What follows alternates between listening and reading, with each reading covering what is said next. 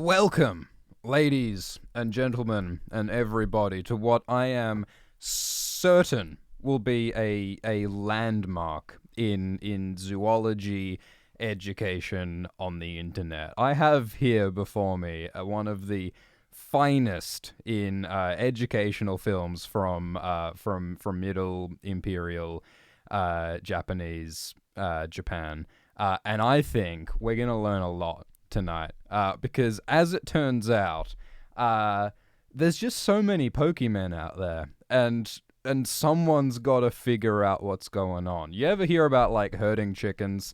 The only thing harder than herding chickens, or kittens, or any kind of small furry creature, is herding Pokemon, and that's what we're doing tonight, ladies and gentlemen.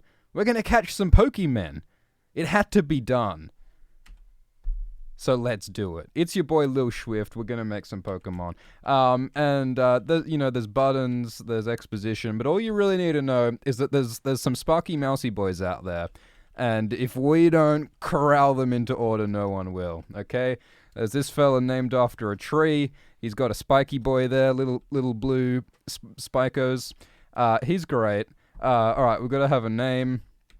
Are we a boy or are we a girl? It's a little bit binary, isn't it? Like, couldn't we express, something?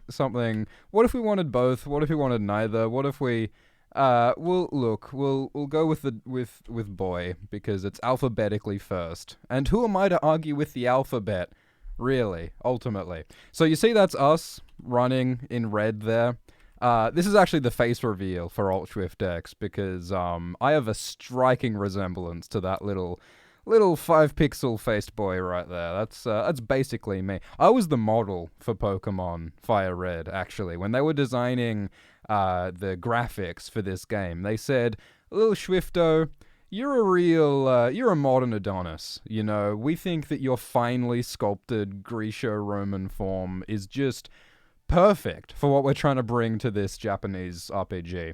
So I said, look, I got a busy schedule, but I'll pencil you in. And so I went and did some life modeling for these wonderful Japanese men. That's not a good name, is it? All right, let's go Schwifto. Should we just go Schwifto? People in the chat, what should we have as the name of this exciting zoological expedition? Schwifto. That seems right, doesn't it? Lord Garland in the chat says, "I was just listening to your podcasts and got hit with this hello rock." And a hello rock to you too, Lord Garland Jenkins. Welcome to the chat. Alright. Jammy Dodger says, "What's your tipple of choice?" We're drinking diesel tonight, because that's the only thing that really does it anymore at this point, you know? That's the good stuff. So, what's the name of the rival? I believe the traditional name is Gary. Hit me up in the chat. What are we going to call? Adva in the chat says Sally is a good name. We could call the rival Sally. I mean, I think Adva might have meant, like, our main name, but, like, we can have Sally as a rival. That sort of complicates, like, I don't know if my daughter Sally will be, like, offended if we name this character after her, but I think that's fine. Someone says, Sally Poet. Someone says Shaft. Someone says Pete. Someone says Port. Someone says Preston. Look, I'm not vibing with any of those, to be quite frank. So I think Sally is fine. Use lowercase. Ooh, we have a real we have a connoisseur in the chat.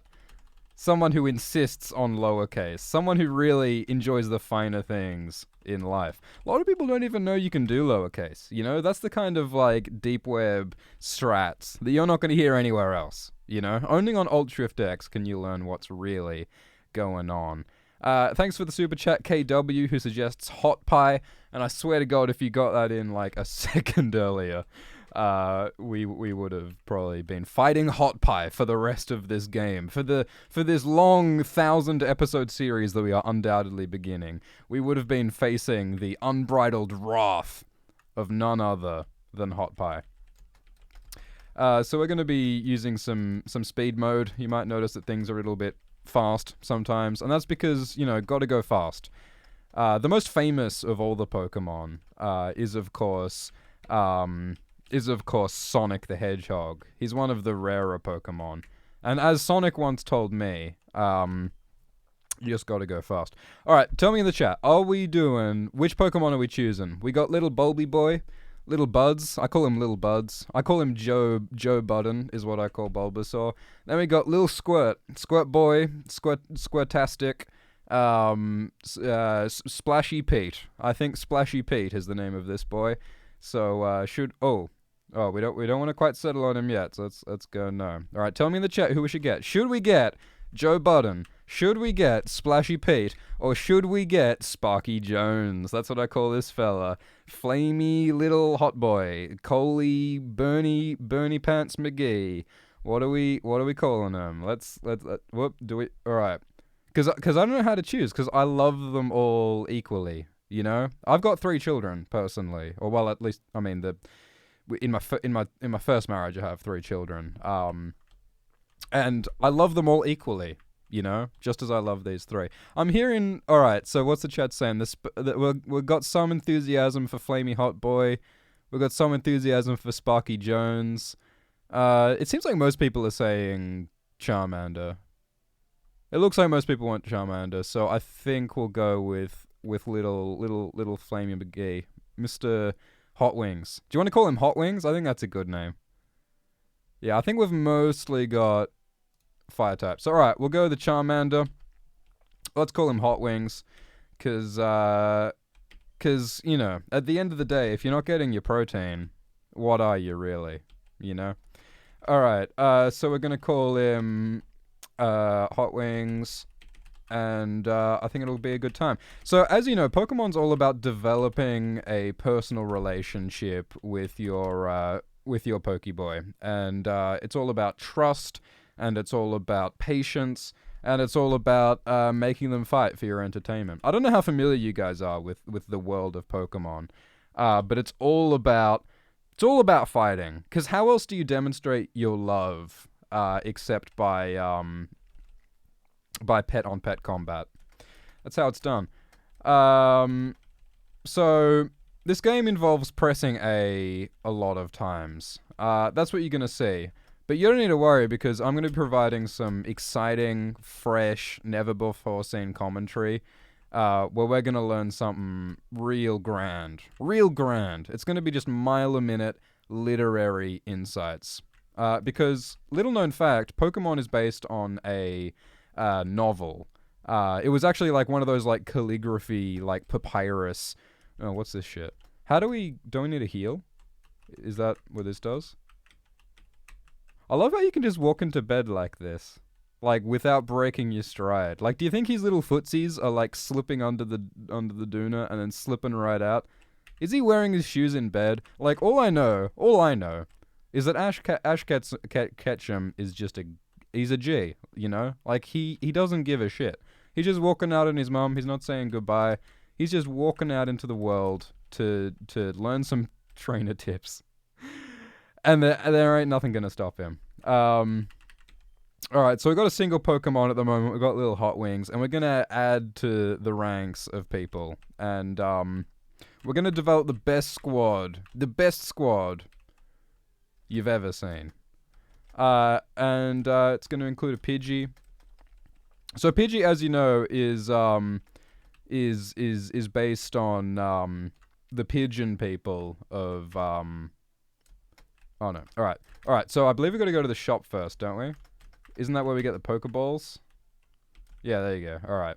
So we're gonna get some Pokeballs, and then we can finally start picking up some Pokemon. And I want some good names. I want some people in the chat to tell me some names to name these Pokemon, because it's all about nicknames, this game. You actually get double damage if you include the word Lil in the name of your Pokemon. Little known fact. Alright, so little Hot Wings has learned a new move. It's called Ember, with which we are going to cook some spicy memes. Some really, really, really high temperature shit. One of the issues though with this game is that it counts temperature in Fahrenheit instead of Celsius. which is much hotter, of course, because like the Fahrenheit numbers are much higher. So it actually creates a sort of imbalance where fire attacks are a lot stronger than they should be. Have we got Pokeballs yet? I don't think we do. Oh yeah, we do. All right. So do you guys wanna catch a little squeaker? Little squeaker. Let's grab a squeaker. So I think he can take one more hit, and then we're gonna grab a little squeaker. What are we gonna name him? Little Squeaks. Little Cheezel. Little Cheese It.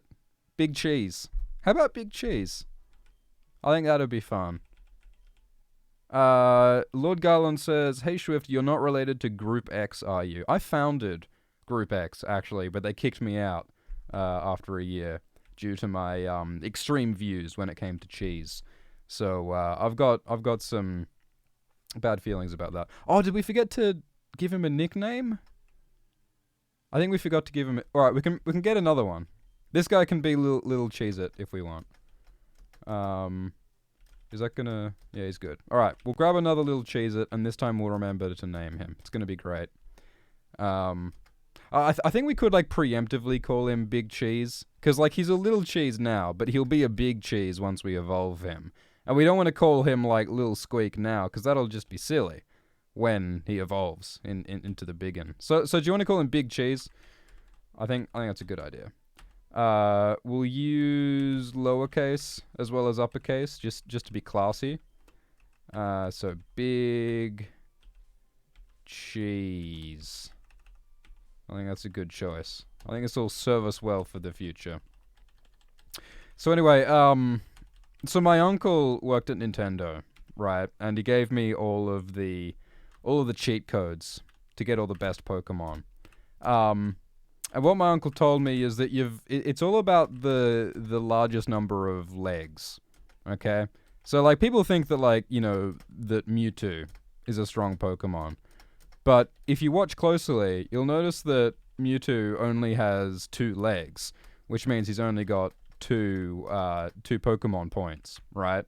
Whereas something like a Weedle, it's basically all legs. Like, it's legs all the way down. If you look really closely, even the parts that aren't legs, they're actually made out of legs, you know? Weedle has a face made of legs, which makes chewing terrible.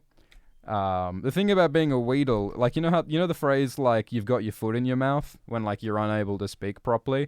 Since the Weedle's mouth is made out of feet, he's just all feet all the time. So it's kind of a fucking nightmare, to be honest. I wouldn't recommend being a Weedle. I had like a gap year in the 1880s when I tried out being a Weedle for a while, and I really cannot recommend it.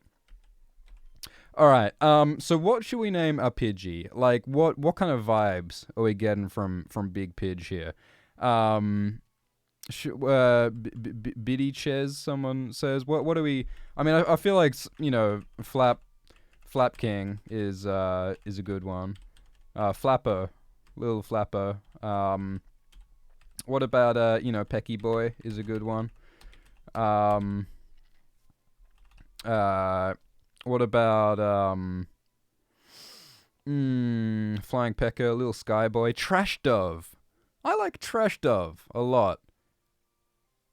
Yeah, I think a Merriburger in the chat says Trash Dove, so I think we should call him Trash Dove. Let's do that. Trash Dove. Because, of course, you know, just to over-explain something into not being funny anymore, I think funniness comes from contrast. So, like, trash is, like, you know, trashy and grody, but dove is associated with, like, purity and beauty. So I think the juxtaposition of, like, the beautiful with the not very beautiful is what makes that such a great name. Whereas Hot Wings is a great name because hot wings are delicious. Okay, I guess we need to work out what we're doing. Because at the moment we're sort of training little Hot Wings mostly.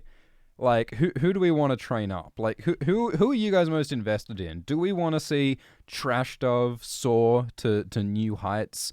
Or do we want Big Cheese to finally get the dairy product that he deserves? You know, do we really want to get this guy on some better, feta, brie, supreme sort of a place? Or do we want to get, like, Birdman to just, like, soar to the moon and back? Like, who do we want to train up? I think I'm feeling Big Cheese has some potential. So I think we should like put him first for now. But for the moment, we got to go back to Pokemon Jail. Now here's the thing about the healing zone. So here's what they want you to think. At the Poke Center, they want you to think that they take your Pokemon and they use some kind of Poke magic to heal them into just being fixed. You know, recuperation instantly, magic. But does that sound realistic to you? Here's what's actually happening. Here's what Nintendo doesn't want you to know. At every Poke Center, right, what they actually do, they make like a clone of your Pokemon, right? And they grow the clone Pokemon using these hormones, these terrible poke hormones, right? That just age the Pokemon up to the age of your Pokemon, and then they take out the organs and they graft the organs of the clone into your existing Pokemon. It's like, have you ever seen the movie The Island? It's just like on the island. Like, your Pikachu's just walking around one day. No, it's like the movie Moon. Spoilers for the movie Moon. But in the movie Moon, this guy realizes that he's been replaced over and over on this moon base by clones of himself. And it's like, holy shit. Like, oh shit. Big Cheese is having a bad day, guys. Cheese down. Cheese one down. Alright, we'll send out the trash dove. Oh shit. Okay. This is a rough day. This is a rough day for Cheese and Trash Dove. But don't worry about it, because Hot Wings is on the case. So this is a problem. This is what always happens. We've got one overpowered pokey fella who's just carrying the team, you know, which is no fun, because you want to get your little trash widget on board as well, so we'll try and get that up. But yeah, that's the problem with cloning. And that's why I think the Clone Wars was such a mistake, honestly. Is that we never should have given the clones a chance in the first place. I mean, I know people are talking about clone rights all the time. But I think it's just it's not good in the long run. I think at the end of the day we're gonna need our organs from somewhere, and frankly I'd like to keep mine. Like, that's what it comes down to, you know? If it's one or the other, if this is a zero-sum organ game, I know whose organs I want on the organ trail, you know? Of course, you know, I'm more attached to some organs than others. Like the pancreas. Like, what does the pancreas even do, really? Oh, he might die. Like, what does the pancreas do? Like, I've never woken up in the morning and said, like, thanks, pancreas. Like, you really saved my ass there. Thank you the panky, you know? Sometimes you just gotta thank your pancreas. Like, it's not often that I feel that way. It's the same with, like, the gallbladder. Like, what does the gallbladder do, you know? Alright, so, Cochital Sandoval in the chat says, hang a left from the Viridian Poke Center to get Abra.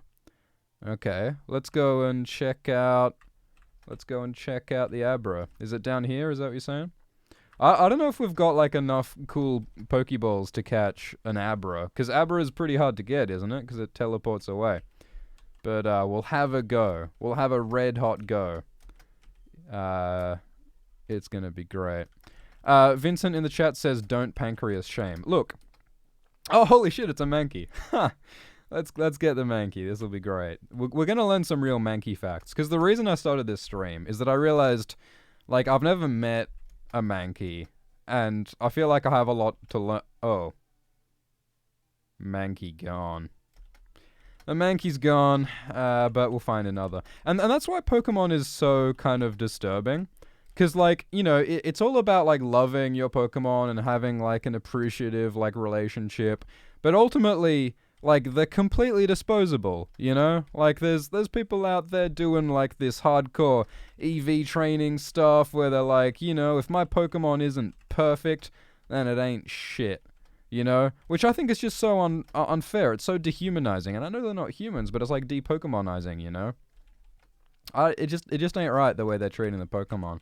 But, like, you know, I don't know, like, I don't know where Pokemon stand in the grand scheme of things. Because, like, they sort of talk, right? But they mostly just say their names over and over. But, like, they're kind of people. Like, they're intelligent. Like, I haven't spent a lot of time with Pokemon, but I understand that that's sort of how they work. It's a weird thing. It's a weird thing. And why are they always hanging out in the grass? Like it seems to me, like what I've heard back in the day is that once upon a time the world was covered in long grass as far as you could see. And the Pokemon were free to just do their own thing, hang out in the grass in this Edenic existence, you know?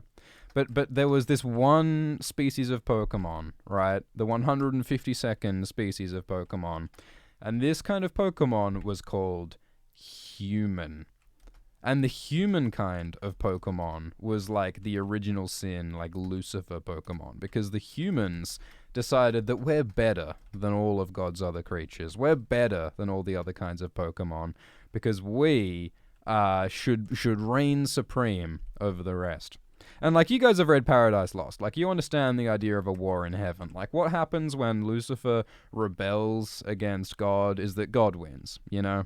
Like, 9 times out of 10, 99 times out of 100, God beats Lucifer. That's what happens. But here's the thing. In the world of Pokemon, Lucifer won. And Lucifer was humanity. And that's why we now live in this Pokemon world where humans are dominant and they're considered something better and something higher than the other Pokemon. But really they're not. Humans are no better than a Weedle. You know the difference between a human and a Weedle? A human is unhinged enough to want to dominate all the other kinds. When a Weedle is like, let's just cooperate. Let's just hang out. Let's do some Weedling, you know? And that's why they're on top. Shit floats, that's what they say.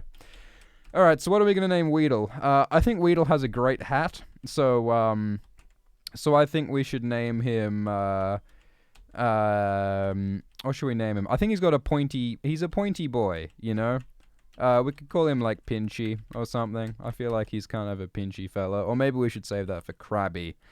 I don't know. What should we name him? Sting Boy in the chat. Oh yeah, Schubert in the chat reminds us that a Weedle does evolve into a Butterfree, I believe. So, like, we want a name that will suit, like, a pretty butterfly as well. Vincent in the chat says, how do you feel about Sirfetch'd? Is that like a Farfetch'd? But it's been knighted? Has Farfetch'd been knighted and no one told me? That's crazy. Beedrill. Oh, yeah. So apparently Weedle evolves into Beedrill. So, like, honey is kind of the theme, I think. Flabby Boy, Needle the Weedle. How about just, like, Stingy Pants? I think Stingy Pants would be good. I don't know if there's enough room for Stingy Pants, though. Stingy. I also feel like Stingy Pants looks like it might just say, like, Stingy Pants, which is not what I'm going for at all. So I don't want this Stingy Pant. Shit, are we really gonna call this guy Stingy Pant? Because, like, it feels different when it's a single pant. You know, like, I feel like pants were a really big step up from the pant. Because I tell you, the single pant era was rough. Very, very chafy. That was a very chafy time when we only had one pant in our pants. We got Lidl, we got Sting Pant, we got Barb, we got Barry the Bee. Nah, alright, people are pretty keen with Stingy Pants, so I think I've said it enough times that I don't think we can go past Stingy Pant. So how are our Pokemon going? We got Hot Wings, Trash Dove hasn't been evolved yet. So this is like this awkward moment in the game when you got to start playing favorites, because we can't train up all of these people, you know. So we've really got to play favorites here. And, like, it's hard not to play favorites with, you know, the literal fire-breathing dragon. You know, that's sort of hard to walk past. But I don't know, I'm feeling pretty fond of Big Cheese. I feel like Trash Dove has potential. I don't care so much about Spearow or whatever. Dredrick says Doug is a lovely name. Maybe we can name a Pokemon Dove at some point. Alright, so I believe what we've got to do is make our way through the forest to grab some balls. Because what I like to do on a Friday night is go into the forest, grab some balls. That's what it's all about. So we're going to beat up this caterpillar. It's going to be a real fair fight. Fella with a hat's going to accost us. And, like, you know, this is not a hot take, but one of the things about Pokemon is that, like, we've got all these children who are just like out all day catching animals, and it's like, who's educating the youths of Kanto, you know? If these kids are just learning all their lessons from Pokemons, where are they getting their trigonometry, you know? And you might say, well, Schwift, like in the modern world of Kanto, like, is it really necessary to know your hypotenuse theory, you know? Like, do you really need to know a carbon-based chemical from a flubber-based chemical, you know? Like, this is the sort of stuff that you learn in school. At least when I was in school. It was pretty different back then in the 1600s. But do you really need a conventional education, or can you just wing it? And I think you know, the Pokemon games are a testament to the idea that, you know, sometimes you just got to go out into the world and just make some animals fight and get lost in some caves and, you know, save the world from terrorist organizations. That's what Pokemon's all about. Yeah, no, Pete in the chat points it out. You teach me and I teach you Pokemon, you know? It's in the name. Jonas Bernstein in the chat says the trees are bodybuilders, which is, yeah, pretty little known fact. Because all I'm saying is, where do you think the trees get all that mass? You know? Trees, like, double their size in their lifetimes. Show me a bodybuilder who has doubled their size in their lifetimes. It just don't happen. And that's because they're not having enough photosynthesis. Personally, I'm a photosynthetic bodybuilder. I spend a lot of time lying in the paddocks and just letting that vitamin D, you know, just give me some gains. It works, you know, and I can fit it into my schedule. So I think going to the gym is overrated, unless you're talking about that Pokemon gym. Alright, so, Raid Blunner says, does the game span the length of a year? Maybe it's the summer break. I don't know where you went to school, Raid Blunner, but I think most summer breaks, span the length of a summer, not the length of a year. But hey, maybe where you come from, years last longer than from when I come from. It's not unprecedented. I heard that Oregon is all fall all the time. Which must be a fucking nightmare, because the leaves just keep on piling up, you know? That's why they call Oregon Leaf City. They invented the leaf, actually. Until Oregon, all the trees just went around naked, and it was really embarrassing. But you know how it goes with, like, you know, Garden of Eden, discovering your own nakedness, good and evil. That's when the trees really realized, hey, we've been walking around naked this entire time, and it's an embarrassment, you know? People can see my little sprouts, you know? People can see my little acorns. I don't want no one gazing at my acorns. Makes me self-conscious. The trees never were worried about, oh, look, it's a Sparky Boy. I think we got to get a Sparky Boy. Oh fuck, we killed the Sparky Boy. See, that's the problem with Pokemon. You know, like you hurt what you love. It's a very abusive relationship, you know? Like the way you woo a Sparky mouse is by biting it on the face with a cheese-infested rat. It's fucked up. It's really fucked up. Kajoro says she's from Westeros. She's been on summer vacation since she was in diapers. That would be crazy. If you could grow up in, like, just one season. I feel like I'd get very sunburned, is what would happen. But because that was a problem in Oregon with all the leaves. It was a real problem. Alvin Ortiz says, what kind of team are you building, Schwift? Are you gonna get a Dratini eventually? Look, I mean, we're not thinking too far ahead, to be honest.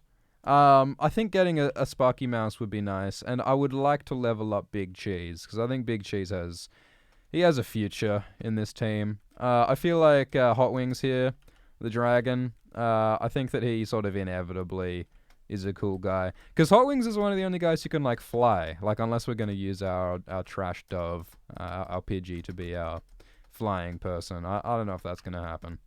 So, yeah, well, let's charge him up. Can we use the computer yet, or is that... Alright, we can? Okay, cool. So let's get rid of... Alright, this is like, you know on Survivor, when you had to, like, evict Pokemon off the island, and like everyone had to say, oh, text here if you want the Mankey to stay on the island. This is basically what that's like. So drop in the chat which Pokemon is your least favorite, and we're gonna kick him off the squad to make room for some kind of Spark Mouse. Birdkeeper Toby, who has a special name. Does that mean that Birdkeeper Toby is like a channel or something? I don't know. Says, hey man, love your Thrones videos. Would love to see you doing lore of Pokemon stuff on Schwift X. To be quite frank, Pokemon lore is as mysterious to me as the Dark Side of the Moon, if not more so. But I know that there's Sparky Boys, so I've already told you all that I know.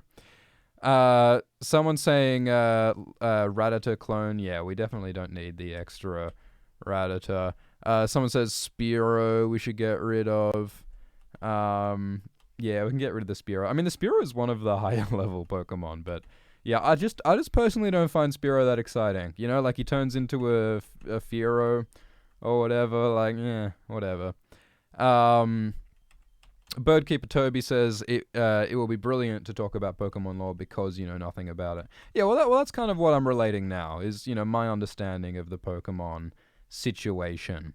Because fundamentally it's all about birds and bees. I think like my theory is that Pokemon was developed as a sort of sex education program in Japan. Because, there are certain cultural sensitivities, as in all countries, about what you are and are not allowed to tell children about the secret business of, we have to fight this guy. Let's grind a bit first. So, like, as in a lot of societies, like, people are a bit uncomfortable about telling kids about the birds and the bees, about sex education, and so the way they decided to tell the kids the stuff they needed to know was through the sort of parable of Pokemon fights. So like do we need to buy more Pokeballs? We should probably do that, shouldn't we? So like what the Japanese government, like circa like 1920, decided was that the best way we can educate our kids about sex is by just showing them what's up with the Beedrills and the Pidgeys. Cause there is Pokemon breeding in this, right? Cause they do drop some mad Pokemon breeding knowledge. Like don't they lay eggs at some point? And you gotta like make more Pokemon by getting the other Pokemon. It's like Tamagotchis. Like I don't know about you, but I learned everything I know about sex from Tamagotchis. Cause like you put those kids in a room, you put those Tamagotchis in a room for long enough, and these kid Tamagotchis turn up. It's crazy. It's like you put 2 bunnies in a hutch together, you end up with 4 bunnies. You leave them there, you get 8 bunnies. 16, 32, 74. It keeps on going. 64. And before you know, like, the mass of the observable universe is all bunnies. And that results in what's called a big crunch. And that's how the universe both ends and is born again. Is just by this continuous bunny multiplication physics. It's very complicated, very thermodynamic. So that's Pokemon cosmology for you. All right, so we're leveling up Big Cheese a fair bit. That's good. We'll try and level up the Trash Dove. I think the Trash Dove has had like less than stellar performance so far, but we'll do our best to. It's not going to end well. It's just really hard to make anything other than your starter Pokemon the best. Like, it just seems inevitable that they just are the strongest. Even though, like, Charmander's meant to be one of the slower leveling ones. I don't know how that works. Schubert says that kids in Japan catch insects and frogs and things that evolve, and also you can buy insects at festivals in little canisters specifically to battle them against each other. So what you're telling me is that Pokemon is just real life in Japan. Is that the situation? Amazing. Is that ethical, do you think? Making bugs fight? Because like it's weird because like I feel like I think I've talked before on this channel about how I have a strong sense of like mammal pride, or not pride is the right word, but I just feel like I have a natural affinity towards mammals. Like if there ever was like an all-out battle between all of, say, the mammals and all of like the reptiles, Like, look, I'm not advocating war, but if there was like some tiff between the mammals and the reptiles, I would take the side of the mammals every time. Because I just don't trust a cold-blooded race. Oh god, race is not the right word. But I don't trust a kind of creature that, like, licks its own eyeballs, you know? That's how I should put it. Like, I don't trust a creature that, like, you know, does what lizards do. Like, sitting out, like, sunbaking all day. I mean, come on. I mean, alright, I do that, to be honest. I mean, I told you about my photosynthetic gym technique. So maybe I have more in common with the reptiles than I realized, but I just don't know how I feel about reptiles. But the reason I started on this anti-reptile rant, I believe, was about the ethics of, like, bugs. Because I think it's pretty obvious that bugs are, like, pretty different to mammals. Like, I feel like a mouse should have rights, you know? And I guess mice are pretty intelligent, aren't they? They have like lab rats and stuff who can, like, solve problems, and, like, Skinner boxes. Like mice want things, and mice can learn things. But, like, what's a reptile? Like, is a reptile conscious? Does a reptile really know what's going on? Does a reptile really feel? I mean, the thing is, like, I guess some birds are really smart, aren't they? Like, one of the smartest animals is the African grey that can, like, learn some complicated problems and can, like, talk and say certain things and whatever. So, like, there are birds that are, like, intelligent. And look, but here's the thing, like, intelligence isn't the same thing as, like, consciousness. And it's not the same thing as, like, being human-like. Oh, trash dove down. But I mean, I guess my point is that, like, you know, like, it's kind of hard to feel guilty about, like, squashing a bug. You know, like, personally, like, I'll avoid squashing a bug. Like, I don't want to kill or hurt anything that's alive. Even things that aren't alive. And that's the funny thing. You know, like, you can, like, I mean, Tamagotchis, as an example, are a virtual creature. You know, we know that it's not real. And yet, we can have, like, an emotional reaction to seeing a Tamagotchi suffering. You know, or seeing just an animation. You know, when we see a film, how many people cried at Bambi when, you know, Bambi got shot? Spoilers, by the way, for Bambi. You know, like, we just have this deep, like, psychological need to sympathize with other creatures that we perceive as being alive. And I think, like, that psychology is biased towards other mammals, and I think that's maybe why I have my unreasonable distaste for reptiles. You know? Thunderclap says, how do you feel about octopuses? Yeah, well, that's a great question, because octopuses are also very, like, smart and capable and interesting dudes. I mean, I'm not gonna argue with the guy who has a beak, you know? But, like, what I've heard about octopuses is that, like, they're capable of solving some crazy problems and stuff. But apparently, what I've heard is that octopuses aren't conscious of themselves in the same way that other creatures are. Like, apparently, an octopus only knows where its tentacles are when it looks at its tentacles. Like, when an octopus is looking in another direction, its other tentacles are just, like, tentacling around, just doing their thing, and Mr. Octopus doesn't even know what's what until he actually, like, consciously, like, looks at it and, like, controls it that way. Which freaks me out a bit, because that suggests that, like, there's sort of, like, independent thought going on in different parts of your body, which is kind of what humans do to some extent, like, more than we realize, I think, sometimes. We've probably massively, like, over-leveled these guys, haven't we? But the point I was trying to get at is that, like, I think that it seems, like, intuitively obvious that insects don't, like, have the same rights or, like, need the same care and protection that, like, you know, mammals do. Like, a mouse, as an example, seems to have more need for protection than, like, a beetle. But, like, is that just our bias? Is that just because we, like, unreasonably think that... Oh, that was dumb. Do we just have this, like, unfair bias towards, like, things that look like us, and a bias against things that look unlike us, like bugs? I don't know. Someone asked if your corpus callosum has been severed. So, you may or may not know that the corpus callosum is a piece of flesh that combines one half of your brain, the left half of your brain, with the right half of the brain. Because the left and the right halves of the brains are actually pretty independent, and when you sever the corpus callosum, it actually makes it so that your two halves of your brain are operating entirely independently. And there are these crazy fucking experiments where people who've had their brains cut in half, their left brain can know things that their right brain doesn't know. So, like, if you present an image to the left half of the brain, and the way you do that is through your right eye, because by a freak of nature, the right eye connects to the left brain, and the left eye connects to the right brain. But if you present an image to your left half of your brain, and the corpus callosum is severed, so they're not talking to each other, your right brain doesn't know what the left brain knows. And the way that we know that is that you can then get someone to write the answer to a question that they saw with their left eye, so it went into their right brain. But since the left brain is the one that does the writing because of how we're wired, it's unable to answer questions to that stimulus. But if you speak the answer, you actually can answer the question, because speaking is associated with the side of the brain that you did present the stimulus to.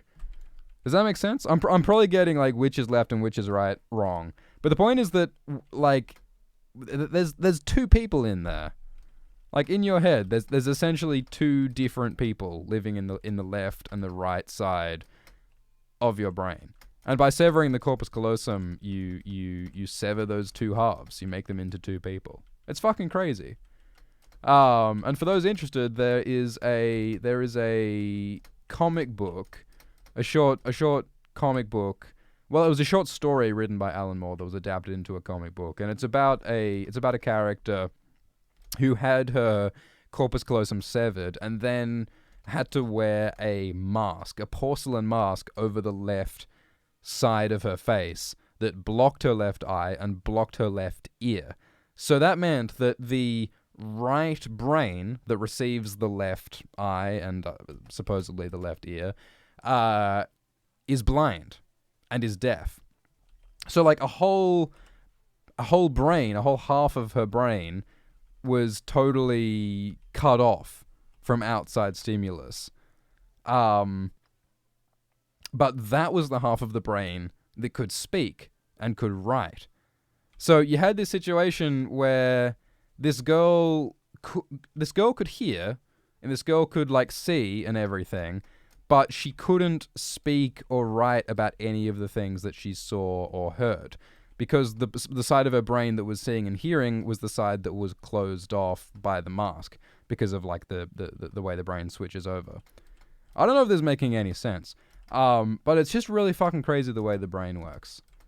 And personally, like, I also had a corpus callosum procedure done. So my brain was cut into two halves. But what happened after that is that the doctor accidentally, like, the scalpel slipped. And then, oh, this is not going very well, is it? What should we do, Pokemon strategists in the chat? Oh, this looks bad. We'll try and sting him. Maybe that'll work. Actually, I don't think it'll work at all. So I had my corpus callosum severed, and then the two halves of my brain that were left, they got cut in half. So that was pretty crazy. Oh shit, we lost. Oh damn. Alright, well, that was not a very successful attempt. But yeah, I had my corpus callosum severed, but then, like, during the procedure, they actually accidentally cut my two halves of my brain into a further two halves. So, yeah. Alright, Azosu in the chat says, you need to level Hot Wings for Metal Claw. Then it's easy. Yeah, because we haven't got any attacks that are effective against rock, is, I think, the problem. So, Azosu reckons we learn Metal Claw. How many levels away is Metal Claw, though? Because I don't want to have to, like, grind forever to get that move. But we'll have a go. Is this where we should be grinding? Because I'm sure there's, like, somewhere where we... Actually, we should grind in the forest so that we can get a Sparky Mouse. That'd be good. I feel like one obvious nickname for a Pikachu would be AC/DC. But that seems a little bit too obvious, doesn't it?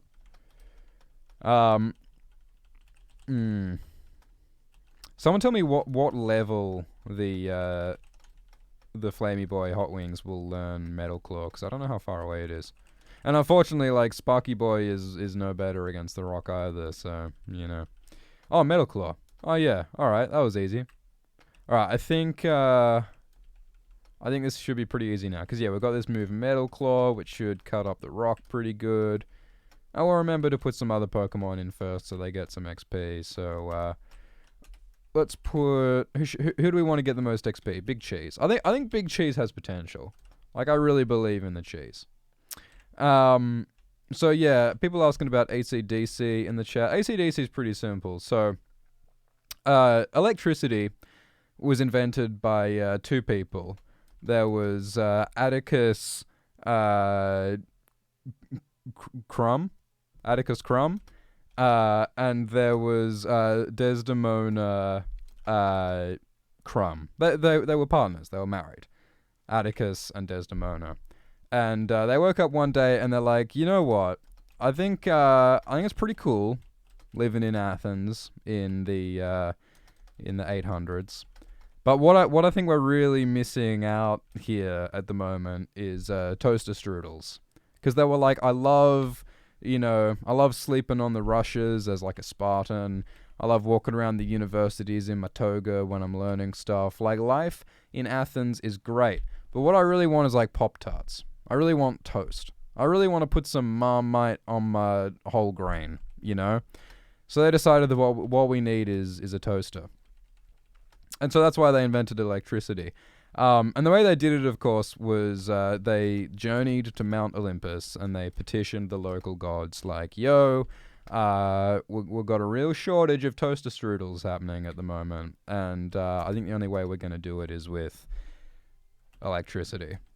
And Zeus was like, I hear you, but we're not ready to give you electricity. Like, we had that whole incident with Prometheus when he stole the fire, and we've kind of, like, regretted that ever since. We think... Oh, that was a waste. It was just like, we think you got electricity a bit too soon. Like, you're young, you're impressionable. Oh, this is bad. I think someone in the chat was very correct when they said you need some potions as well.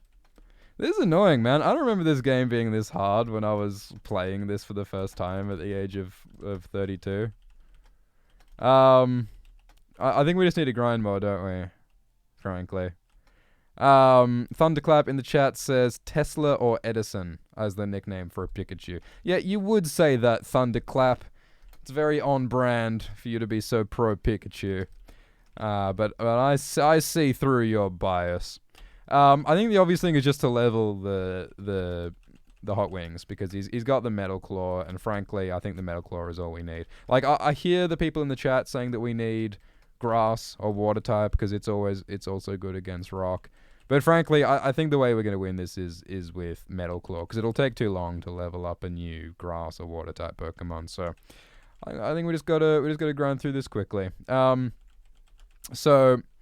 Lord Garland Jenkins says, what came first, electricity or toast? Yeah, well, it's a bit of a chicken and egg thing, because, like, it's a paradox, because, like, no one ever would have invented electricity unless they needed to toast their shit, you know? And yet, no one would have thought of inventing toast if they didn't have electricity to toast with. And some might say that, well, you know, Schwift, there are lots of different ways you can toast. Like, yeah, Roof in the chat says you can toast on a fire. But, like, where do you think the fire came from? Is all I'm saying. You know? Do you think you could just walk into the store and buy a fire? Don't be silly. Don't make me laugh, Rooped. You had to have some toast in the first place to really, you know, spark that fire within. So, Brian Mack says, did you fight your rival on the route to the left of Viridian City? No, I don't think we did do that. Alright, let's go visit Sally. Let's go, friends. Let's visit Sally and get in a fight. Because there's nothing like just some childhood boyish animal fights. Just to be a great learning experience. Where's the Oh, are you saying it's like far south and then left? Is that Is that where it is? Oh, man. Why is Kanto so big? Oh, it's a Pokeball. Hopefully we'll find a Sparky Boy in here. So anyway, the invention of electricity, like I think most scholars agree, was a mistake. Because yes, it gave us toaster strudels, but it also gave us intercontinental ballistic missiles. And I can understand your position if you want to say that it's worth it, because frankly, toaster strudels are pretty special. But I'm just not so sure if it's worth the nukes. Because I mean, the irony is that nuclear weapons are really good at toasting strudels. Like, humanity has actually never built a tool better than a nuke for toasting as many strudels as possible in as short a time as possible. It's just that, collateral damage. Did any of you guys see that show Chernobyl that came out recently? I found it. Oh, should we delay the evolution? Because that's an option. We can prevent hot wings from evolving. I don't know, like we can pause that for a second because we can think about this. Because what's happening now is that our Charmander is evolving into a spicier boy than ever before. Like he's upgrading from Fahrenheit to Celsius, which is just one step better.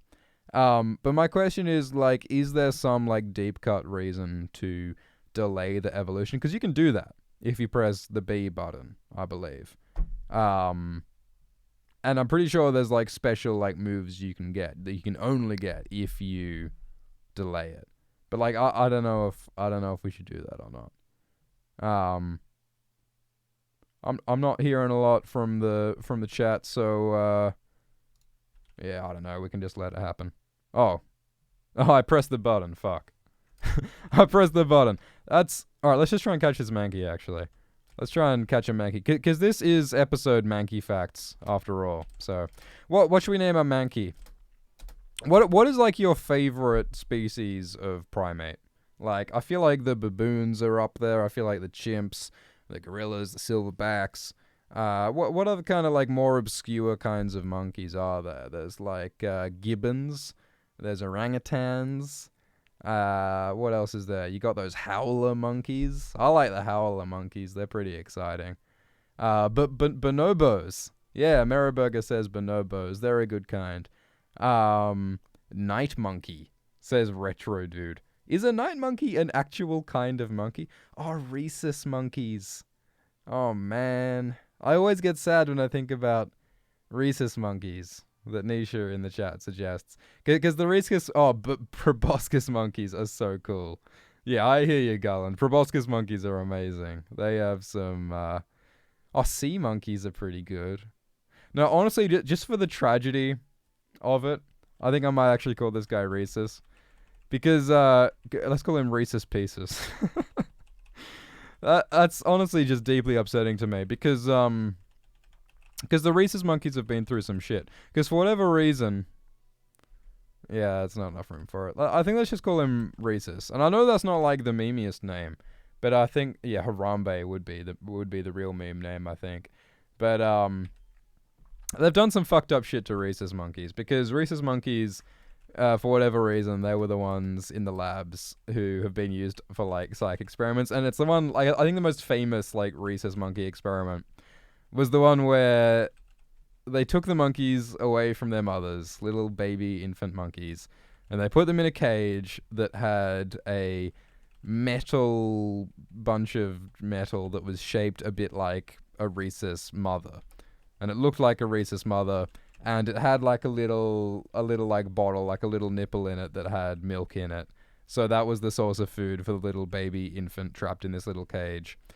But also in the cage, across from the metal mother, was the cloth mother. And the cloth mother was also shaped like a monkey mother. But it didn't have a food source in it. It was soft, and it was fabric, and it was warm like fur.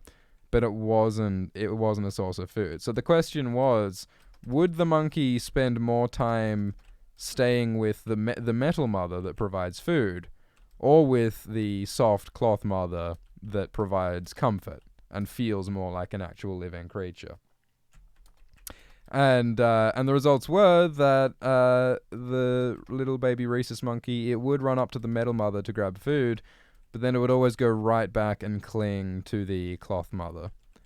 And it wasn't alive, and it wouldn't respond, and it wasn't right, and it wasn't the mother, but it was, it felt at least a little bit more like the comfort of an actual parent.